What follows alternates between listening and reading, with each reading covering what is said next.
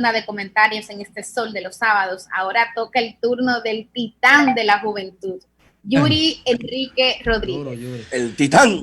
Bueno, muy buenos días, amigos y amigas que nos escuchan y nos ven por las distintas plataformas de la más interactiva Sol 106.5. Miren, hoy vamos a tratar dos temas.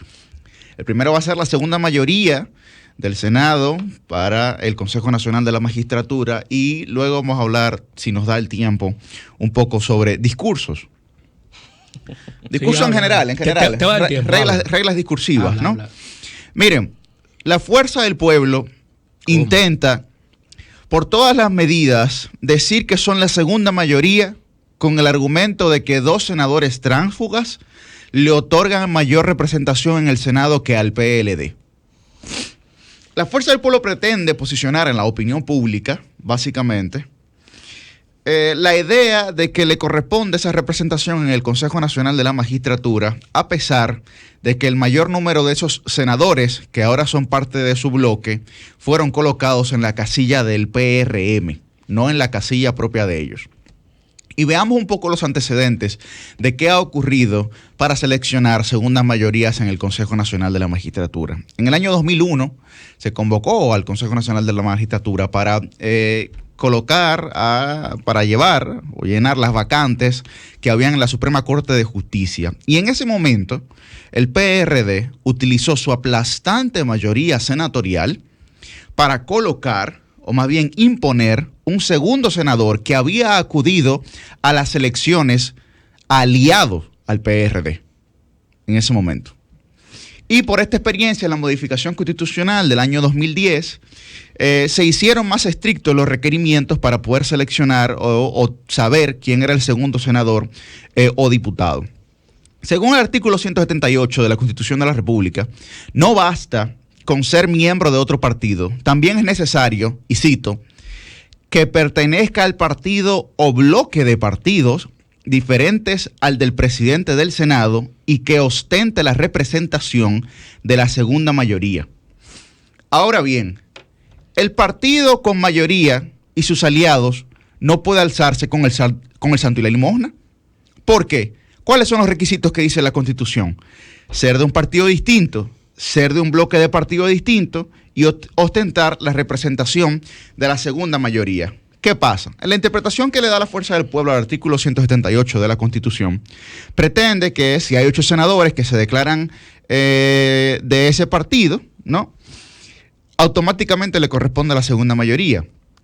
A pesar de que 7 de esos 8 senadores fueron candidatos presentados por otros partidos políticos, incluyendo a los 2 tránsfugas. Además, el presidente del Senado fue el candidato por Dominicanos por el Cambio, el PRM y la Fuerza del Pueblo en su demarcación.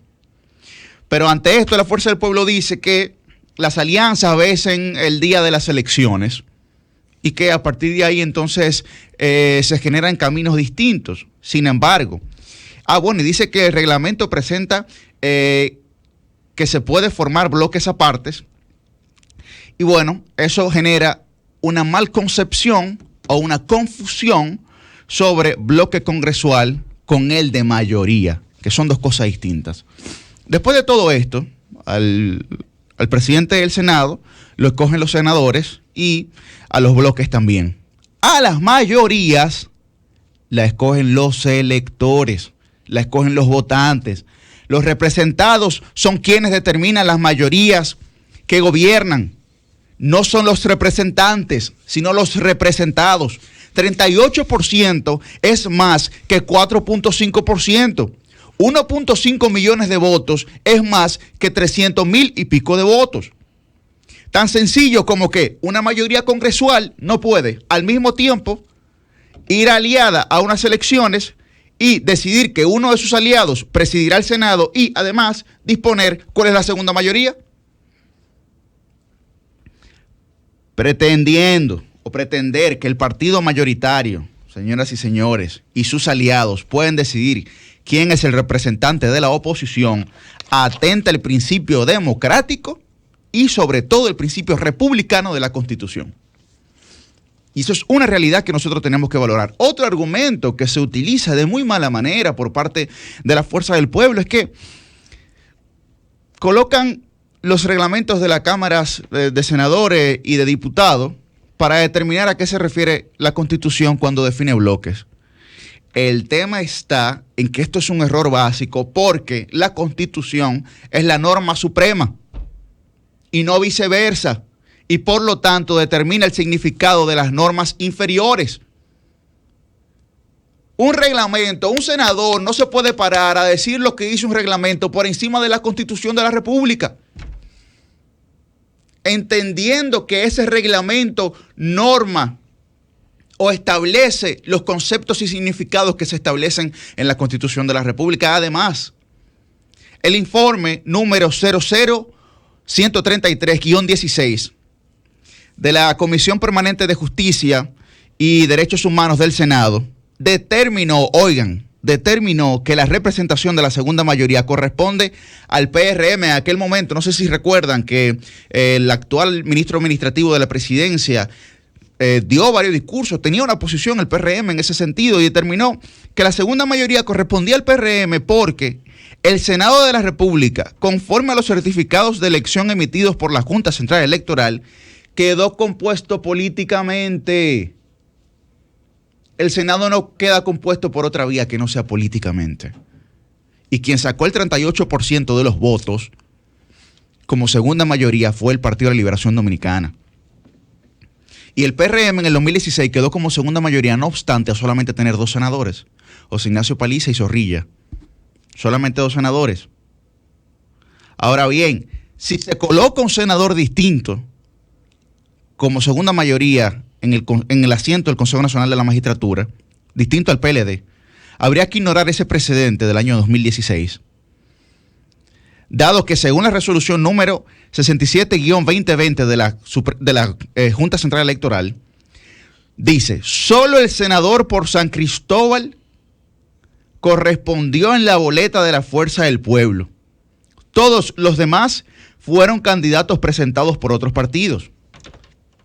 Finalmente, para terminar en ese sentido, a mí lo que más me duele no son todos estos temas jurídicos que el profesor Eduardo Jorge Prat, el profesor Nacer Perdomo, Amaury Reyes han explicado correctamente, sino que muchos jóvenes valiosos de este país, que tal vez simpatizan con la fuerza del pueblo, o más bien tienen animadversión hacia el PLD, pretendan que se lacere el Estado democrático y de derecho, validando un delito electoral como el transfugismo en este país.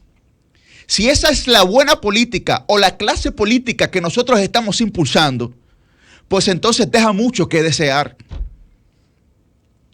Porque ¿de quién es la curul? Nada más pensemos en los casos más extremos. Si uno de sus senadores renuncia o Dios no lo permita, si uno de sus senadores fallece, es al PLD o al partido que lo postuló que le corresponde presentar la terna para cumplir, para colocar a un nuevo senador. Pero bueno, finalmente, discursos. Miren, generalizar a través de falacias ad hominem, falacias de falsa equivalencia, falacias populistas, a mí me parece que realmente no son la finalidad de usted hacer un discurso frente a toda la ciudadanía dominicana. Además, atentar contra el Estado democrático y de derecho, cuando usted solicita la renuncia de órganos extrapoder, es un acto que compromete la institucionalidad de nuestro país. No tiene autoridad moral tampoco, señores, aquellos que prometen y no cumplen, aquellos que tergiversan las informaciones, aquellos que engañan a la población. No podemos hablar de países quebrados cuando hemos colocado 3.800 millones de dólares en bonos. No podemos hablar de escasez de reserva de dólares cuando nuestra reserva ha aumentado de 6.000 millones a 10.000 millones. No podemos hablar de conocer la verdad cuando no sabemos la verdad del acuerdo con Barrick. Lamentablemente, aquellos que constantemente se hacen la víctima creen que tienen derecho a eternas venganzas. Pero, Humberto, su sed no es de justicia. El sol de los sábados, el sol de los sábados.